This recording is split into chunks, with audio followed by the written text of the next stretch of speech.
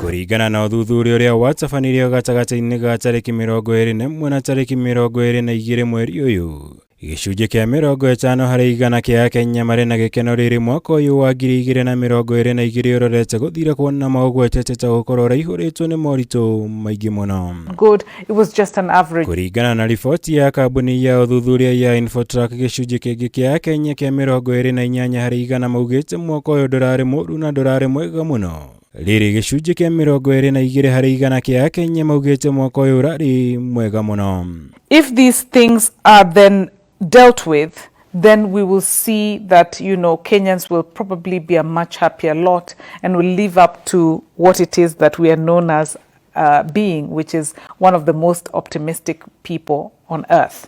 Kwabatira kwa ngarama ya muturire nikuo kugwetetwo ni gicunji kia 52 hari igana kia Akenya ta gukorwo kuracungiriirie maundu kurituha mwaka uyu, kurumirirwo ni wagi wa mawira uria ugwetetwo ni gicunji kia 42 hari igana. Wagi wa urigitani mwega ukigwetwo ta gukorwo uri wa gatatu ni gicunji kia 30 hari igana kia Akenya. Riri wagi wa githomo kiagiriru ugwetetwo ni gicunji kia 24 hari igana kia Akenya.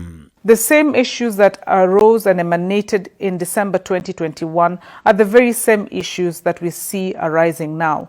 And I think it behooves on the new government, hot on the heels of being elected and with all the enthusiasm that is being portrayed, it may behoove the government to just address these 5 issues over and above the pledges that were made to ensure that, Kenyans feel that comfort and the ease that they have, a government that cares, and that their quality of life can be commensurate to the dreams and aspirations that they have as Kenyans.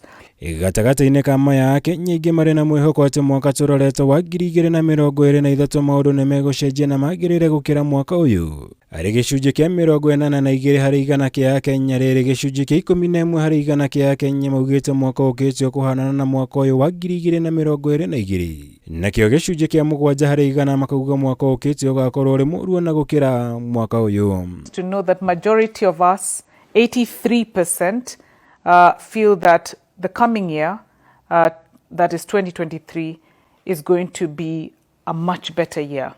Kenyans are optimistic about the year that is to come. Uthuthuria uyu uratafanirio Akenya 840 thiini wa kaunti ciothe 47.